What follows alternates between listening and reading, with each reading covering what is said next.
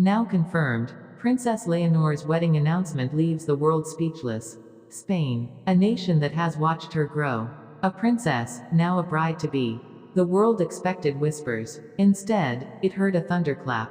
This was not the match they imagined. And that is exactly why it matters. They said it might never happen so soon. They said Princess Leonor, the heir to Spain's throne, would wait until her duties as a future queen were cemented. But the Spanish royal household has confirmed it. The young princess is engaged. And not just engaged, but engaged to a man whose identity has set Europe's media on fire. Why? Because this announcement didn't just speak of love. It whispered of rebellion, of personal choice over centuries of royal tradition. The first wave of reactions. The news broke at dawn in Madrid. A simple statement from Zarzuela Palace. Her Royal Highness, Princess Leonor of Asturias, is engaged to be married. The wedding will take place in the spring. No elaborate details, no photos, just enough to send journalists scrambling, royal commentators speculating, and the public gasping. Within hours, balconies in Oviedo were draped with Spanish flags. Outside the palace gates, well-wishers gathered, bringing flowers and handwritten notes.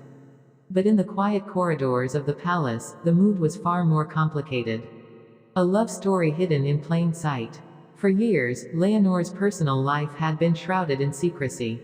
Her education at UWC Atlantic College in Wales, her military training, her carefully curated public appearances, all designed to protect her privacy. And yet, there were sightings.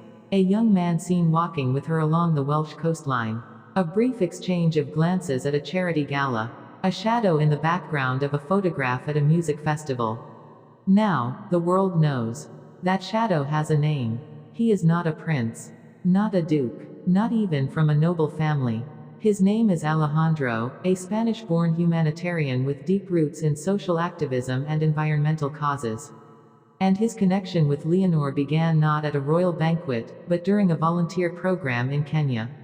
The Kenya encounter. It was the summer after her first year abroad.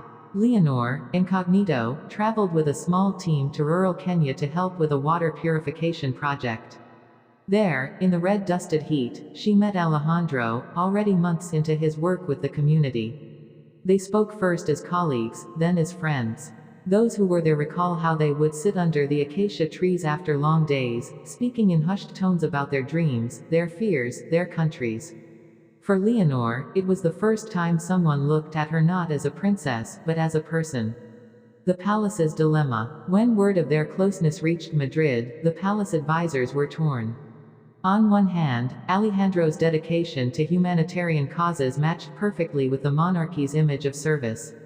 On the other, he had no title, no royal lineage, and the precedent of marrying a commoner was still a delicate matter in European royalty. Queen Letizia understood better than most. She herself had been a journalist before marrying King Felipe VI, a woman from outside the royal sphere. But even she knew that Leonor's path was different. Leonor was not just a consort to be, she was the future queen. If love was the spark, what turned it into a royal engagement? A courtship in the shadows. Over the next 2 years, Leonor and Alejandro met quietly, in Madrid, in London, in the anonymous corners of airports and cafes. They exchanged letters written in coded phrases. Every meeting was a risk, every smile caught on camera could have triggered speculation. In this secrecy, their bond grew stronger.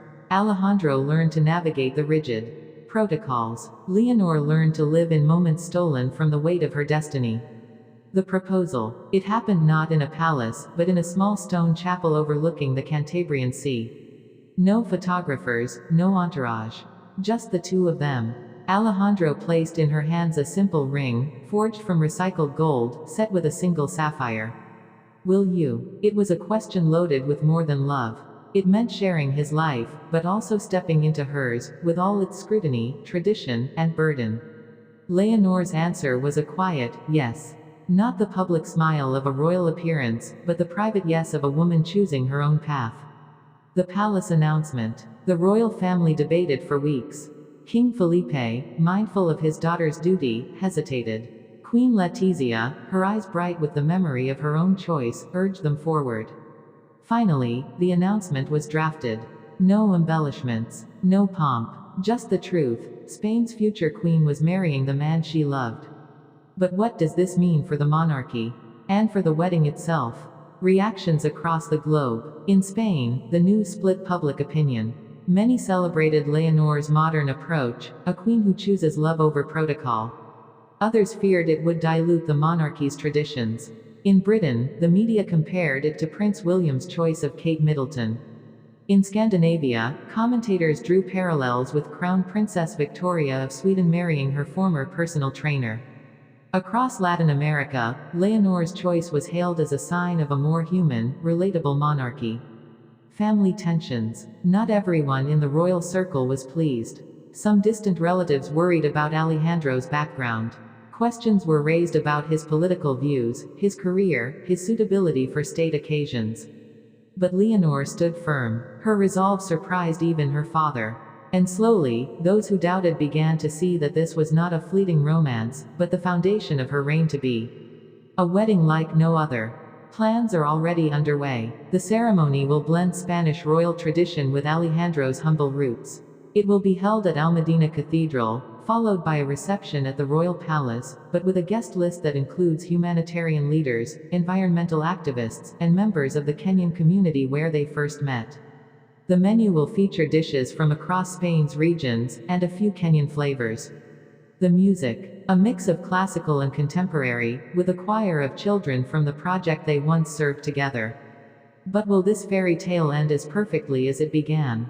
Or will the pressures of royalty test their vows? In the coming months, Spain will see something it hasn't in generations. Its future monarch stepping into marriage before the crown. And perhaps, in that choice, there is a message, that love and duty can share the same path. Princess Leonor has always been the face of a modern Spain. Now, she may be its heart as well. This is more than a wedding. It is a statement that even under the weight of centuries, a queen can still choose her own story. And in that choice, inspire a nation, and the world.